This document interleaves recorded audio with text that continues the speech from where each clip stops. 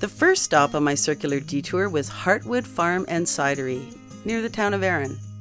Brent, Klassen and Val Steinman showed me around their stunning farm, which they run with a real thoughtfulness about the natural cycles of the land. I sat down with Val to learn more about their philosophy. I think what I would say characterizes Heartwood the most is diversity.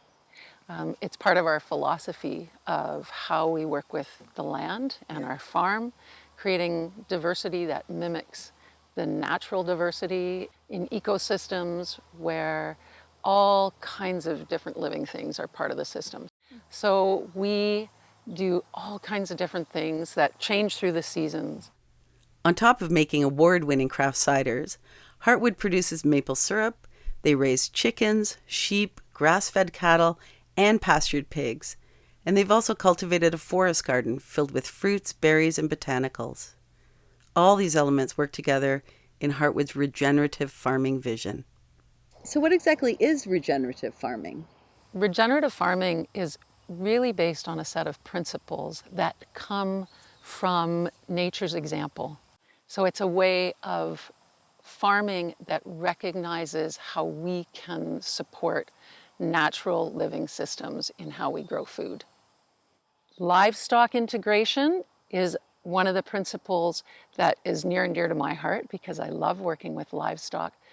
But it's based on the understanding that animals and plants and soil and the whole living ecosystem have co-evolved and they all are mutually beneficial.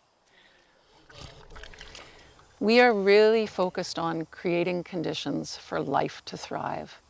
Nature is the original circularity diva. And for me, farming ecologically or farming regeneratively is all about working to reestablish and revitalize nature's cycles on our farm.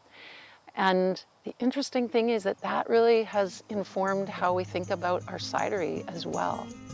Heartwood cider showcases how delicious circularity can be. The team makes and bottles it in the farm cider house, but production really begins in the orchard. All of our recipe inspirations kind of start out here in the forest garden with things that are growing, berries, other botanicals, other fruit as well. And we're constantly rummaging around, trying to find things that we think might be interesting in a cider.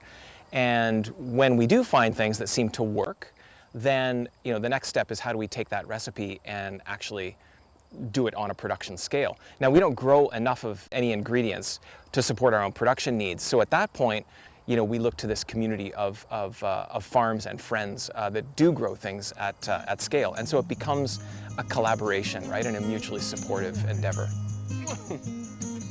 But it's just like an explosion, right? Sourcing from other local growers is all a part of Heartwood's version of regenerative farming. To me, that's really part of regenerating a healthy rural landscape and bringing circularity into our local economy. If I support you and you support me and we create new opportunities to collaborate, I think the whole community benefits in a lot of ways from those kind of relationships. The team also uses their waste stream for product inspiration. When I visited, they were busy bottling a special cider made from leftover ingredients that would have otherwise gone to waste. So good. So we're constantly thinking about how do we make sure that we use everything that we've got here, and that's kind of, it's about being a responsible steward of the material that we take, from the land.